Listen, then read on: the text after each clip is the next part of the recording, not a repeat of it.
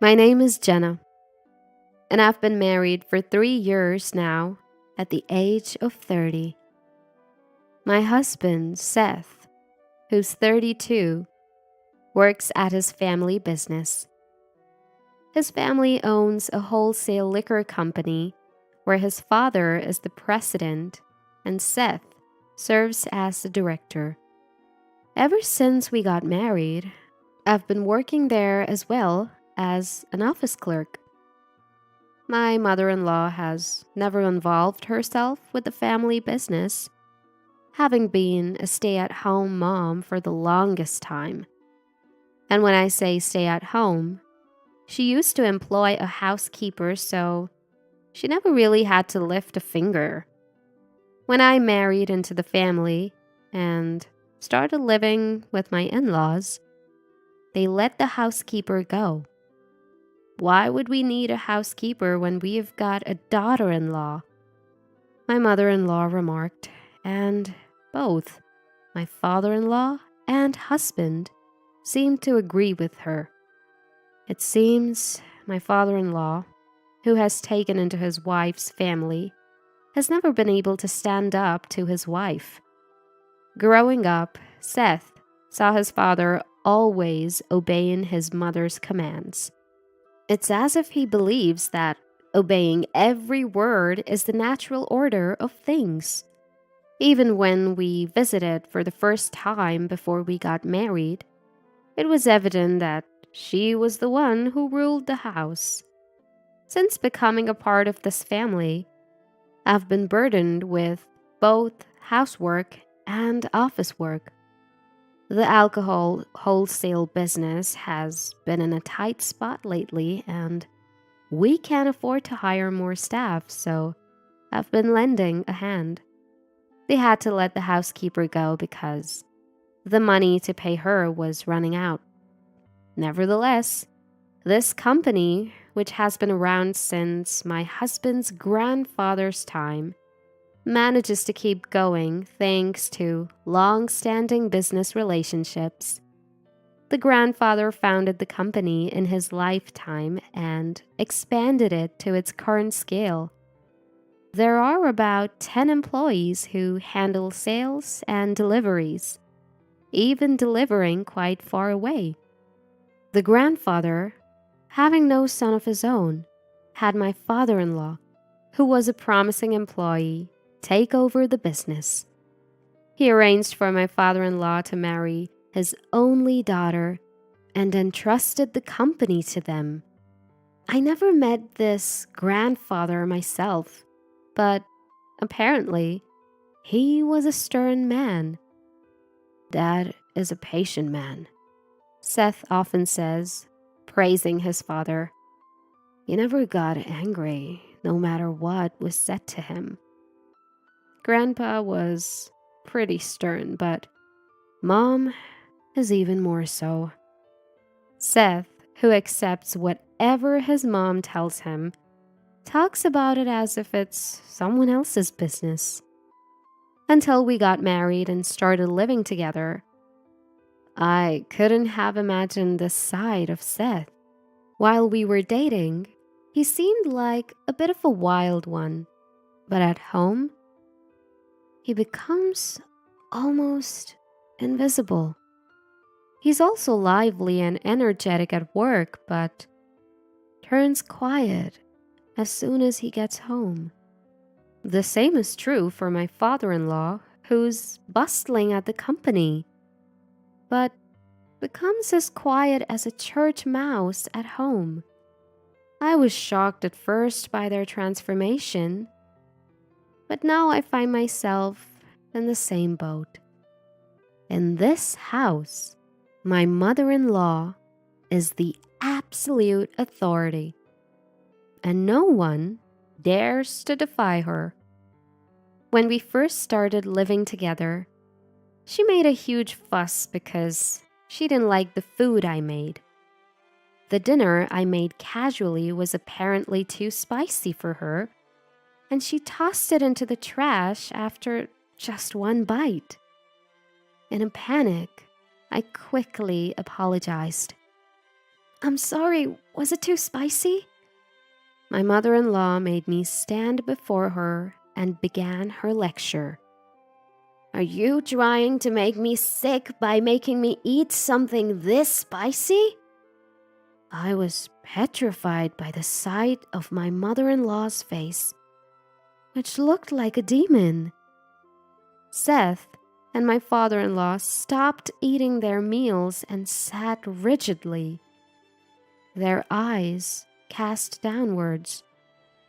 When I cast a fleeting glance at them for help, I saw Seth's face, even paler than mine. When I looked at my father-in-law, he too had a pale face, just like Seth. From their expressions, I could imagine how terrifying my mother-in-law's lectures were.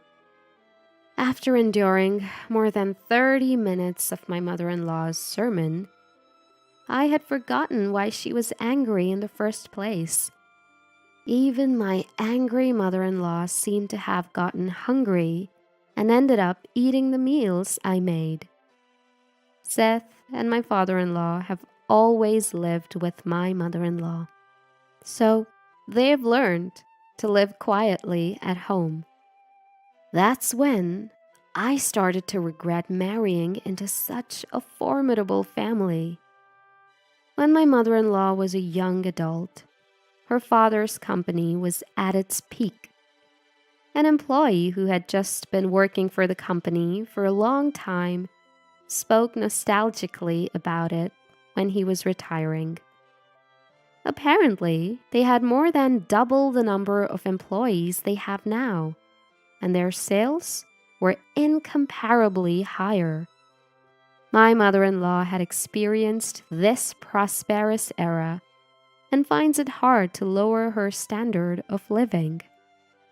That's probably why she used to hire a housekeeper and never did any household chores herself. My mother-in-law loves shopping and often goes out, bringing back loads of things. I don't know how much money she spends, but given the company's current performance, it's starting to worry me. Seth and my father-in-law don't say anything about her shopping, so I keep my mouth shut too. If I made an ill-considered comment, I might get a lecture that lasts longer than 30 minutes. Before I knew it, I had started to think like Seth and my father-in-law. For about a year after our marriage, I was fully occupied trying to get used to the lifestyle in my husband's family and the work at the company. By the time 2 years had passed, I was facing a bigger problem. We were unable to have a child. Particularly, in my mother-in-law's mind, was her experience of not having a son in her father's generation and having to take in a son-in-law. She worries that the same thing should not happen in Seth's generation. As we approached our 3rd year of marriage, she started to make sarcastic comments every chance she got. When are you going to give us an heir? You didn't marry into this family to be an office clerk. Even the sight of a baby on TV would set her off. There are so many babies in the world. Why don't we have one here? She'd glare at me. Seth and my father-in-law would disappear whenever this topic started. Hearing this day after day, I began to feel there was no place for me in this family. I wished Seth would help. But no matter how many times I confided in him, he'd say, "Don't worry about it, just let it go." As if he didn't want to be involved. At the same time, the company's situation was deteriorating. My father-in-law's company with its old-fashioned business style, was unable to get work from trendy eateries and the like. My mother-in-law seemed to sense this, even though Seth and my father-in-law didn't talk about it with her. Still, she couldn't stop her favorite activity, shopping, and brought home all sorts of things. Whether she was angry at herself, I don't know, but she'd come home from shopping in a bad mood. Then her anger would be directed at me. "It's Jenna's fault for not producing an heir. That's why I end up buying unnecessary things." My mother-in-law, who blamed me for incomprehensible reasons, seemed to pin all the blame on me. Perhaps because of her daily grumbles, my health started to fail. I asked Seth and my father-in-law to let me take a break from work and got tested at the hospital. Seth seemed hopeful that I might be pregnant, but it was due to stress. It would be best to rest a little in a relaxing environment, but there was no relaxing environment for me at present, nor could I afford to rest. Knowing it was impossible, I explained the situation to Seth and my in-laws when I got home. The doctor said it would be better if I could rest a little, but it's okay. Surprisingly, my mother-in-law said, "You should go back to your parents' house and rest for a while." She even told my father-in-law, "We can manage, right? It seems like we're not so busy right now." It seemed like she was urging them to let me take a break from work. My father-in-law, surprised by my mother-in-law's words, replied, "We can cover for you. It's okay," with a relieved look on his face. I was shocked by my mother-in-law's unexpected words. At this time, I thought she might actually be a kind person. But that was a big mistake. She was just a person with a bad temper after all. The next day, I went back to my parents' house right away to rest. When I told them on the phone that I was coming back, they seemed very worried. When my mother saw me in person, she said, "You look pale and thin. Haven't you lost weight?" she asked with a voice on the verge of tears. "First, take some rest and recover." My father also welcomed me. He seemed to understand everything from my expression. He must have understood that things weren't going well with my in-laws because stress was the cause. I felt bad for worrying my parents by coming back home. My health improved quickly after I returned to my parents' house. Clearly, the environment at my in-laws' house was the cause of stress. About a week after I arrived at my parents' house, my in-laws suddenly showed up. I could understand if my husband Seth showed up, but I never thought my in-laws would come to my parents' house. My mother-in-law suddenly started yelling as soon as she arrived. "We're returning this good-for-nothing daughter-in-law who can't even bear an heir. It's up to the parents to take responsibility." Even my mother, who met her at the door, was too surprised to respond. My father rushed to the entrance and challenged her. "I can't let it go if you call my daughter a failure. What do you mean?" My mother-in-law fought back when my father immediately rebutted her. 3 years into marriage and still no baby. What's more, she is weak and can't work. My mother, finally regaining her composure, counterattacked. Isn't Seth also responsible for not having a child? My mother-in-law dismissed her with a snort, making baseless excuses. There's nothing wrong with Seth. The problem lies with your daughter. My father, maintaining his composure against my mother-in-law's unreasonable remarks, said, If you insist on that, we'll take our daughter back. Are you fine with Jenna leaving? I, who didn't want to face my mother-in-law, was watching the situation from a place where they couldn't see me. My father glanced at me for confirmation. The image of Seth flashed in my mind, but I nodded.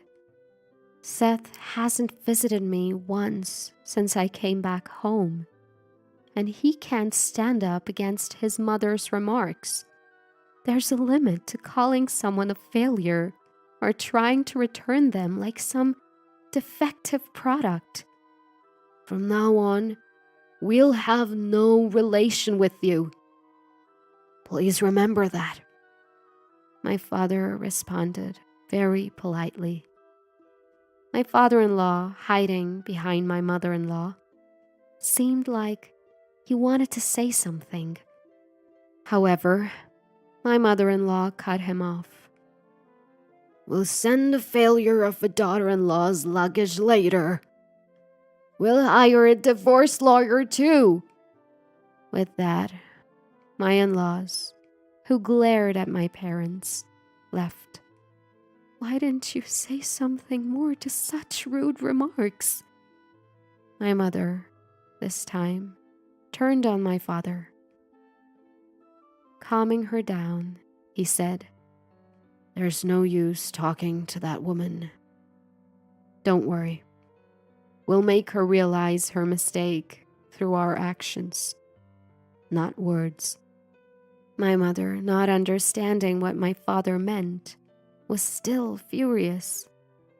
I, however, understood immediately.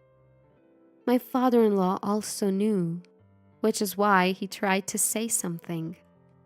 My father runs a restaurant chain and has a business relationship with my father-in-law's company. As someone who used to work in administration, I knew this. In fact, it was my father who introduced me to Seth. He had been doing business with my father-in-law's company since the time my grandfather-in-law was the president. My father's company, which started from a single store and struggled at first, received help from my grandfather-in-law. To this day, with a significantly larger number of stores, he procures all the alcohol and beverages from my father-in-law's company.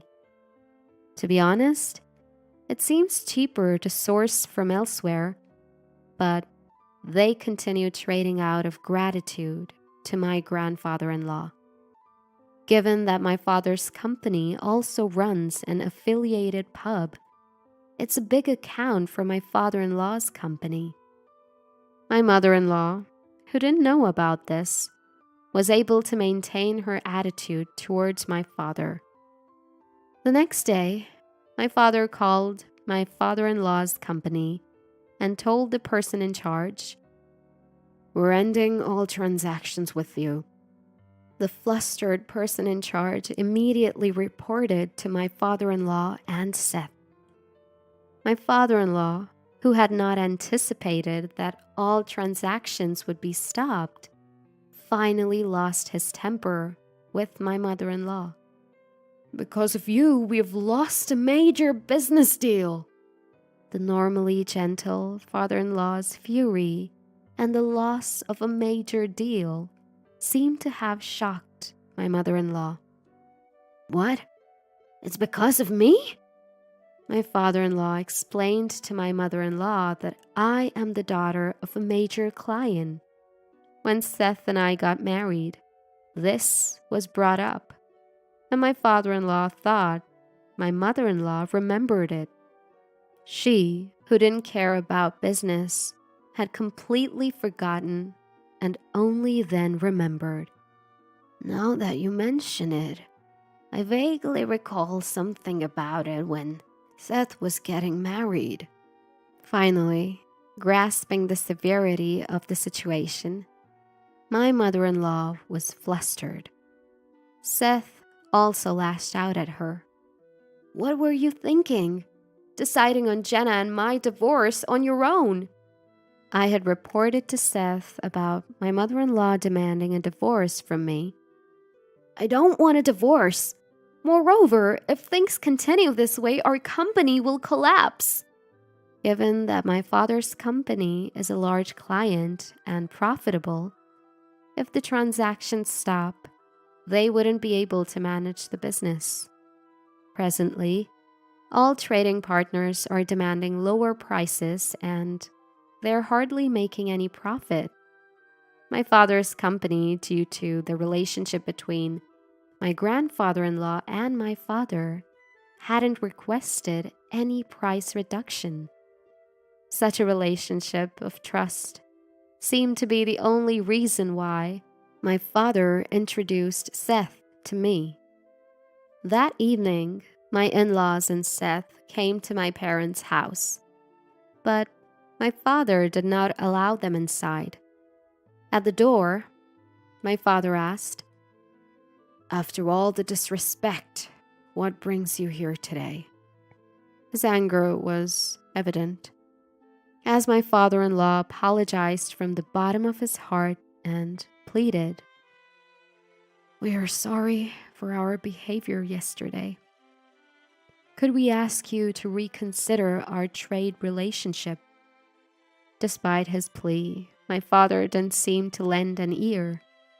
"We were trading out of respect for the former president, but let's end it now," my father said.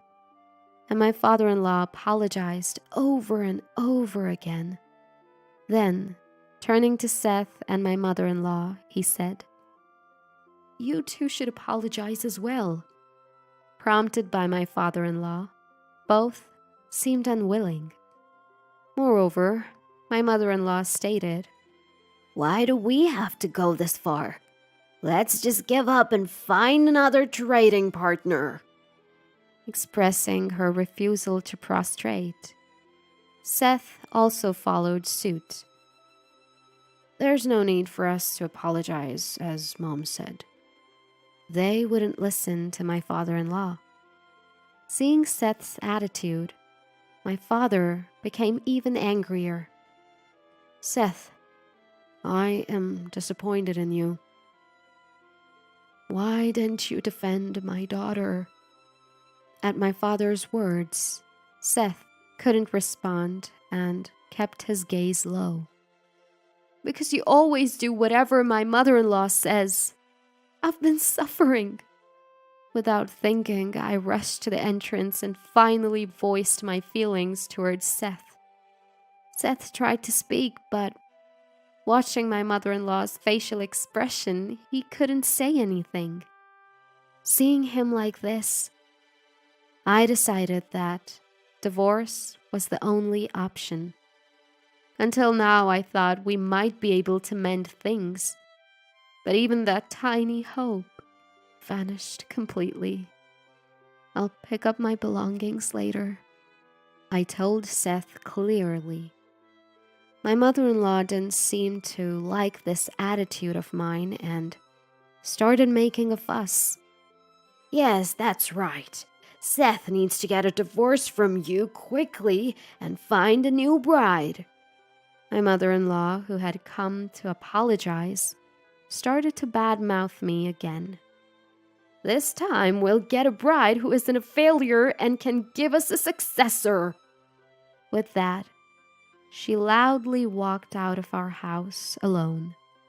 Seth immediately followed her. My father-in-law, who was left behind, was urged by my father to stop apologizing. "I've made my decision. I'm going to close the company and leave the house, surprising both my father and me. "Is your business situation that bad?" my father asked, and my father-in-law responded with a bitter smile. "I've been considering closing down the company for a few years now due to continued losses. While I knew their situation was tough, I didn't think it was that serious. I worked hard to leave the company to my son, but it was all in vain with him behaving like this," hunching his back as he left. The next day, when I went to pick up my stuff from my in-laws' house, nobody was there. As I was moving my belongings and about to show up at the company, I found a great uproar. Creditors who heard rumors of the bankruptcy were swarming, and my father-in-law and Seth were handling them. I left without greeting anyone. A few days later, my father-in-law's company declared bankruptcy. My mother-in-law, who had a large amount of debt, filed for personal bankruptcy and ran away with Seth. It seems Seth intends to follow his mother wherever she goes. My father-in-law is looking for re-employment for the remaining employees. I wish Seth could have thought about the employees until the end like his father did. Back home for a rest. I became well again. I never thought I would get a divorce during my convalescence. Seeing me depressed after the divorce, a friend who was worried about me introduced me to a man. This man, who has firm beliefs, captivated me. After about a year of dating, we got married, and we were blessed with a baby.